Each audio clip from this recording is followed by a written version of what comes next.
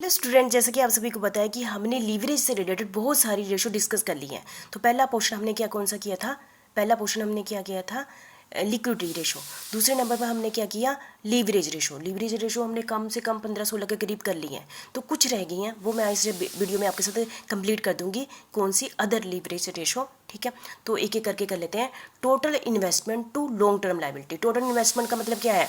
Equity share capital भी होगी और लॉन्ग टर्म लाइबिलिटी भी होगी। To long term liability, shareholder fund plus long term liability divided by long term liability.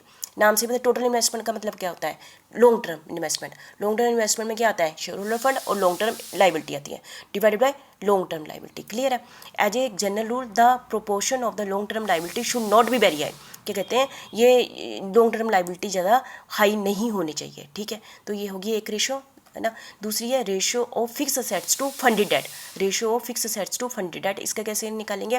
Fix assets divide by funded debt. ठीक है, very useful to long term creditors. ये वाली ratio किसके लिए बड़ी beneficial है? क्रेडिटर्स के लिए, जिन्होंने लॉन्ग टर्म मतलब कि जिन्होंने लॉन्ग टर्म के लिए कंपनी को लोन देना होता है, उनके लिए ये रेशियो बड़ी बेनिफिट है। Fix assets divided by funded debt. ठीक है, और तीसरी है ratio of current liability to proprietors fund. Current liability, current liability कहाँ दी होगी? बैलेंस शीट के liability side. Current liability to ऊपर शेयर होल्डर का फंड है उसके बीच में रेशो। ठीक है, करंट लाइबिलिटी बैलेंस शीट के नीचे नीचे दी होगी, ये ऊपर दिएगा। ठीक है, shareholder fund.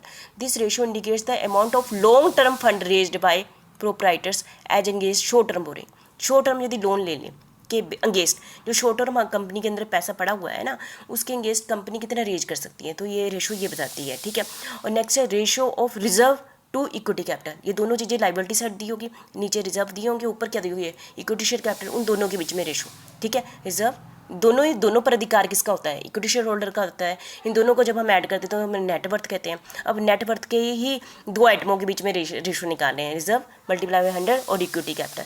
This ratio indicates that how much profit are generally retained by the firm for future growth. मतलब कि देखो, रिजर्व का मतलब क्या हुआ? इक्विटी शेयर का पैसा था जो कंपनी के अंदर ही पड़ा हुआ है। क्यों पड़ा हुआ है? कंपनी ने इसको ग्रो करनी है, तो कितना पैसा कंपनी के अंदर शेयर होल्डर का पड़ा हुआ है। Higher the ratio better is position of the firm, कि कंपनी के अंदर ज़्यादा पैसा पड़ा हुआ तो कंपनी को बाहर से लोन नहीं पड़ेगा, इक्विटी शेयर का वो ग्रोथ में लगा देंगी। तो ये भी एक रेशो है, ratio of reserve to equity capital. ठीक है, तो इसी के साथ मैंने 4-5 आपके साथ जो लीवरेज से रिलेटेड है कुछ डिस्कस कर ली है। ठीक है, इसके साथ हम क्लोज करते हैं। क्या? सेकेंड हमारा मेन पोर्शन लीवरेज रेशो। ठीक है, थैंक यू।